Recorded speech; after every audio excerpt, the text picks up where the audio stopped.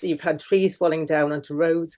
You've had buses in place of trains. It's just been so chaotic. It has been quite challenging for lots of people across Wales. There were gusts of 85 miles per hour in Capel Currig. And, when you've got peaks like that, I mean, it's just horrendous, isn't it? You can imagine the conditions. We've had situations where the power has gone out for hundreds of homes right across Wales. And we've also had to contend with a lightning strike as well, which has ended up hitting power lines, and essentially 36,000 people were without power. It's been a real challenging time for the national grid and also for people living across Wales. You've had trees falling down onto roads. You've had buses in place of trains. It's just been so chaotic. And even the Severn Bridge has had to close as well, because you can imagine, that's not a place where you want to be driving across when the wind speed is incredibly high like this.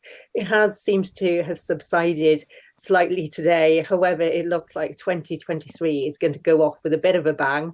And we are going to have even more wind over the weekend, and that it could go up to 75 miles per hour in some parts of Wales. So we're kind of bracing ourselves here. It has had a fairly destructive impact.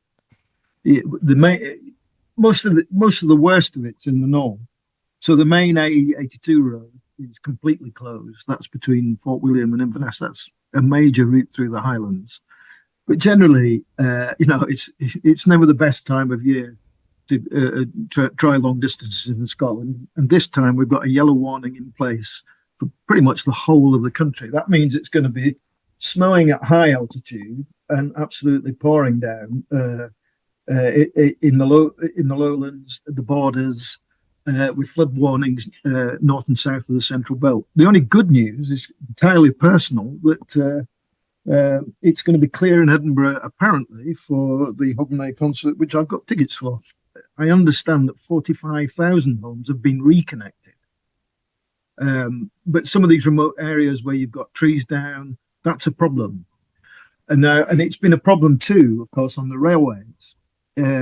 It's been reported that the service between Edinburgh and Aberdeen is back up and running, but that appears to be now being hit by staff shortages. So some of those trains are being cancelled. I can see